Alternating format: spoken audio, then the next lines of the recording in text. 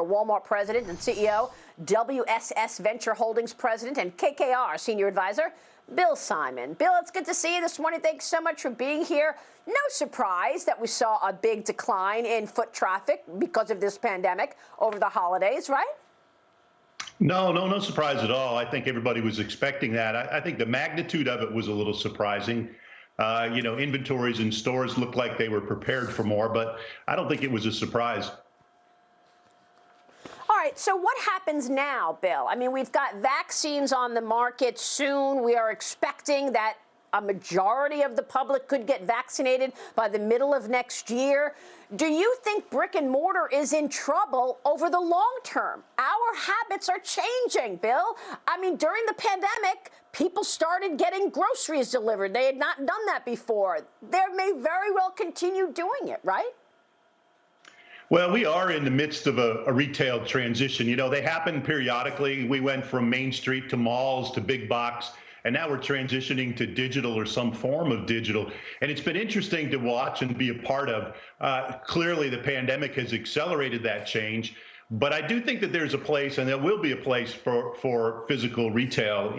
Even the largest, highest projections of digital sales are in the low 20%. That means 80%, 75, 80% will stay brick and mortar. It's going to be more difficult to be brick and mortar. You're going to have to be digitally engaged or omni-channel in order to be successful. You're going to have a unique position or selling proposition. You have to be special. I think, department stores are going to be challenged. I think there's certain categories are going to be challenged. But I don't think this is the demise of physical retail. But I do think it is an platforms.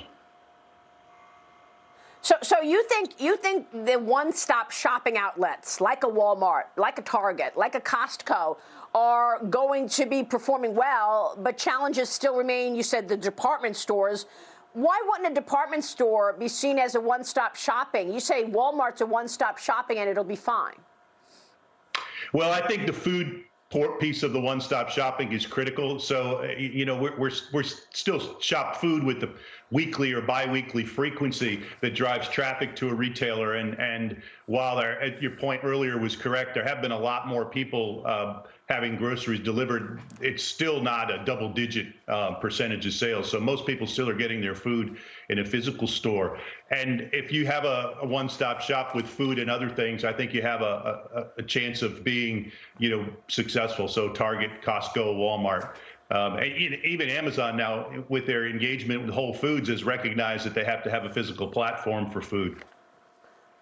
Yeah, that's a good point. People want to they want that comfort that it's fresh, that they know right. that they're looking at it and they know that it's fresh.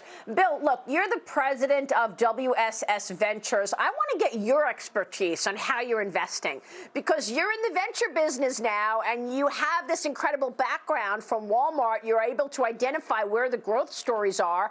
Share for us, please. Where are the growth stories in retail? Well, I think you have to spread your risk like any good investment portfolio. And I think that you have to look for, as I said earlier, unique selling propositions. And in this particular environment with COVID and the digital strength, you have to look for people who have physical presence but strong online sales as well.